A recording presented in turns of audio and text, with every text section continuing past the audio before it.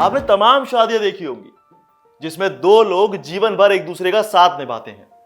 7 फेरों के बाद अब अगर किसी को साथ पसंद नहीं आ रहा है तो वो ऐसे में दूसरी शादी कर लेते हैं, चाहे वो बीवी हो या पति। लेकिन इस वक्त एक शादी दुनिया में चर्चा बनी हुई है। ये शादी भारत में हुई है और इस वक्त तमाम सुर्खियां बटोर रही है। क्या है पूरा मामला, आइए आपको बताते हैं।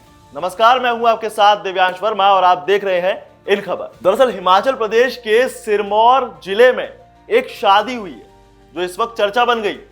यहां 2 सगे भाइयों ने एक ही लड़की से शादी कर ली। इसमें से एक भाई भारत में सरकारी नौकरी करता है और दूसरा भाई विदेश में रहता है। दोनों का कहना है कि वो सदियों पुरानी परंपरा का पालन कर रहे हैं। ये वाकई अपने आप में एक अनोखी बात है। दोनों भाई प्रदीप नेगी और कपिल नेगी शिलाई गांव के रहने वाले हैं। वो हट्टी समुदाय से आते हैं।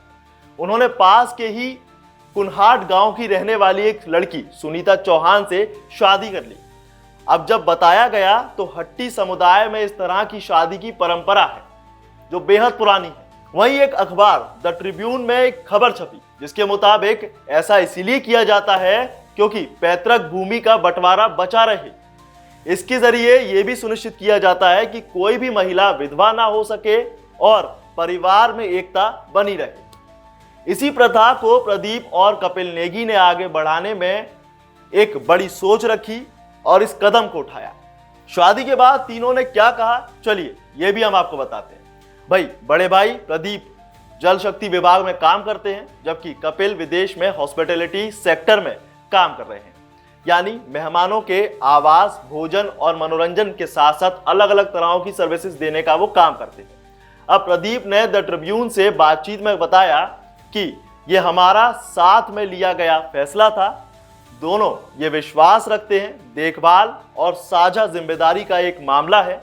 हमने अपनी परंपराओं का खुले दिल से पालन किया है, उसका स्वागत किया है क्योंकि हमें अपनी जड़ों पर गर्व है। वहीं जब बात कपिल से की गई तो उन्होंने बताया कि हमने हमेशा पारदर्शिता में विश्वास किया है।